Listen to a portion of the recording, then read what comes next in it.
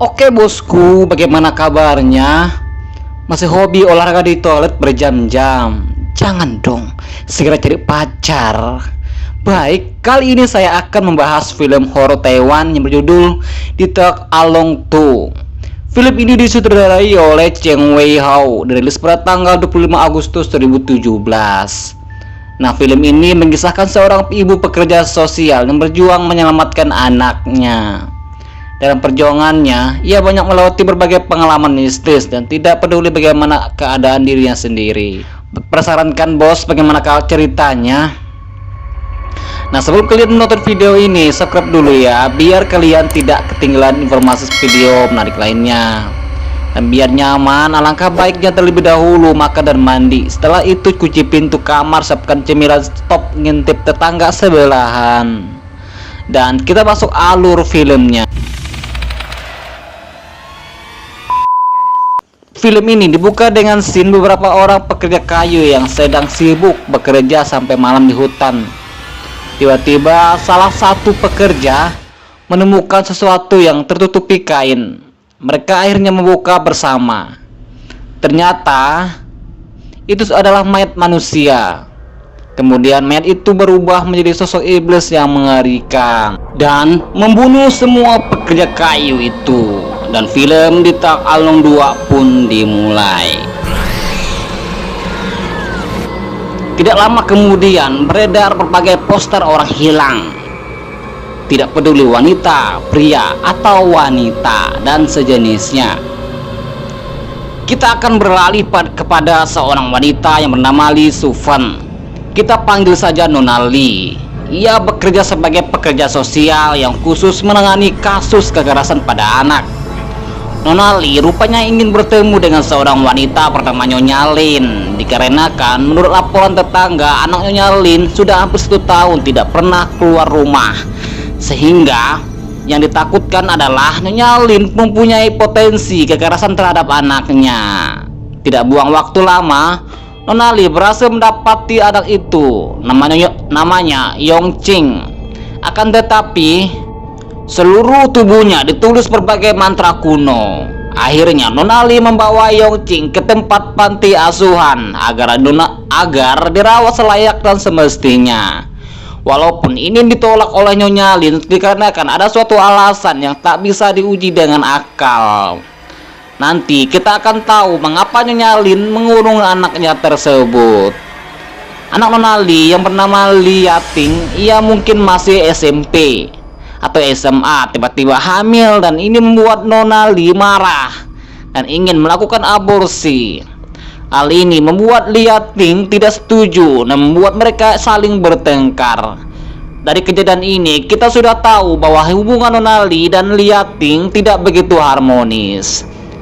Selang beberapa waktu, Ting tidak ada kabar. Tentunya Nona Lee menjadi khawatir karena Lee Yating merupakan anak satu-satunya. Atas informasi dari teman-temannya, Nona Lee kemudian pergi menemui pacar Ling di kuil kaki gunung Dakeng Taichung. Nama pacar Ling tersebut ialah Chun Kai yang menjadi Master Tiger dalam kegiatan ritual pengusiran setan. Kehilangan Ling akhirnya terungkap. Ling diculik oleh Yong Ching yang merupakan iblis kecil. Jadi scene di awal tadi yang menyebabkan para pekerja kayu hilang secara misterius adalah ulah Yong Ching atau si iblis kecil. Kita sebenarnya di sini dibuat bingung. Kenapa iblis kecil ini bisa ada di rumah Nyonya Lin? Nanti scene selanjutnya akan dijelaskan. Pencarian Ting mulai dilakukan. Tidak ketinggalan juga Chun Kai dengan menjadi Master Tiger ikut mencari keberadaan Ting. Dalam pencarian tersebut berhasil menemukan wanita tetapi bukan Ting. Wanita tersebut sangat menyeramkan karena pada saat itu ia sedang makan Indomie versi mistis dan kondisi tubuh yang sangat kotor. Diketahui wanita tersebut bernama Nona Sen yang merupakan daftar orang hilang, akan tetapi suami dan neneknya ditemukan dalam tidak bernyawa. Nona Lee kemudian meminta Nona Sen untuk tinggal di rumahnya dan membantu menemukan Ling. Dalam hal ini disetujui Nona Sen karena ingin berniat membalaskan dendam suami dan neneknya. Keesokan harinya dilakukan suatu ritual perjanjian antara Master Tiger dengan iblis. Si iblis tidak memenuhi undangan, akan tetapi iblis datang setelah selesai ritual, dan otomatis ini merupakan rencana buruk si iblis, karena pada dasarnya Master Tiger sudah tidak ada lagi di sana. Nona Lee kemudian pulang ke rumah mencari Nona Sen. Nona Sen sudah tidak ada lagi di sana. Lalu Nona Lee pergi menemui Nyonya Lin di rumah karena ia pikir bahwa Nona Sen berada bersamanya. Tetapi di rumah Nyonya Lin juga tidak ada. Tiba-tiba muncul Nona Sen yang sudah dirasuki si iblis kecil. Hehehehe.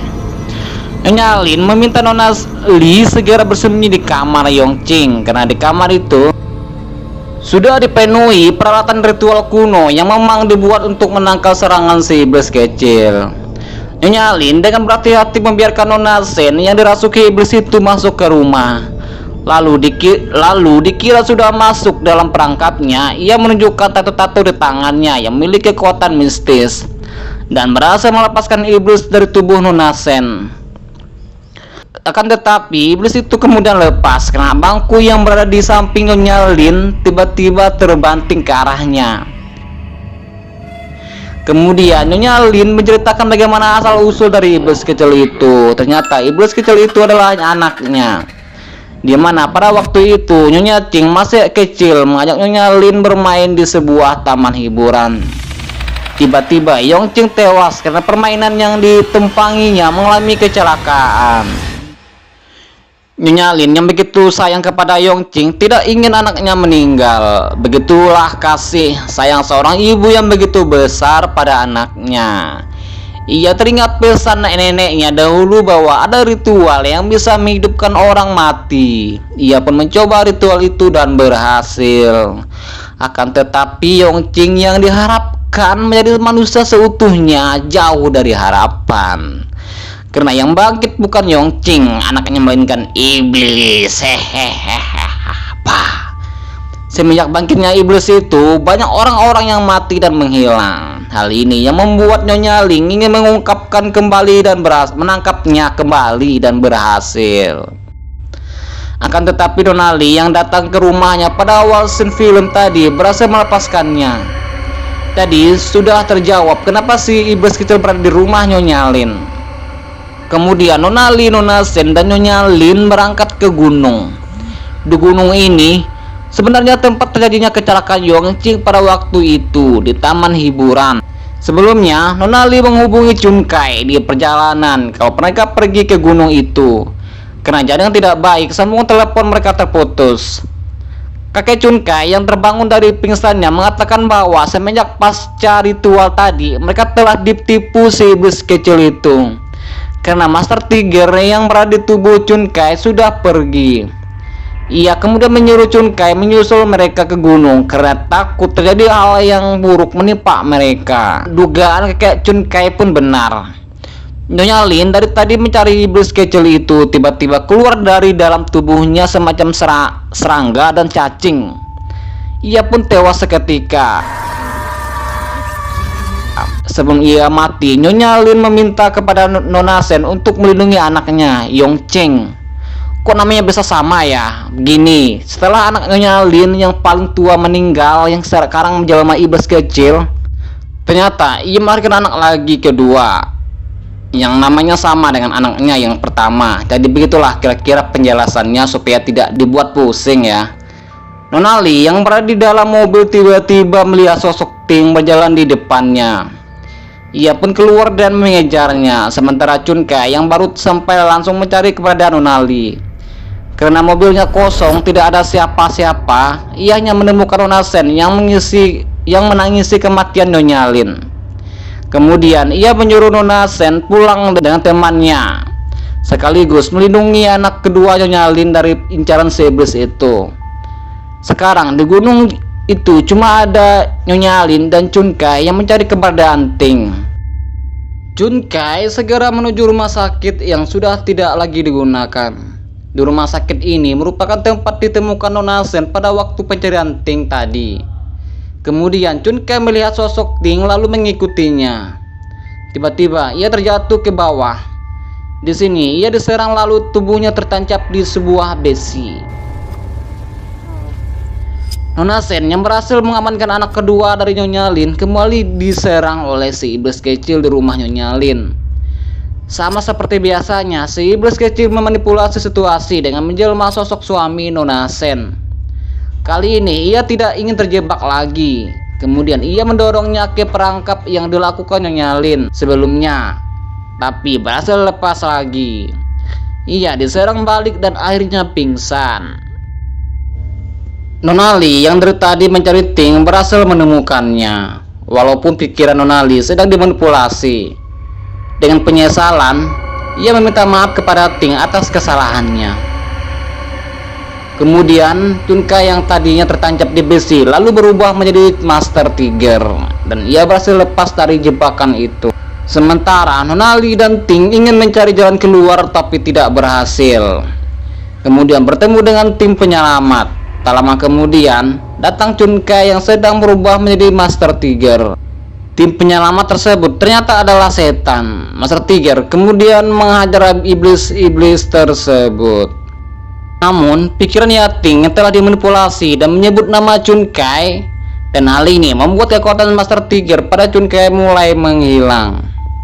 Di sisi lain, Nona Sen yang tadinya pingsan kembali bangkit berdiri, tetapi tubuhnya dikendalikan si iblis kecil tersebut.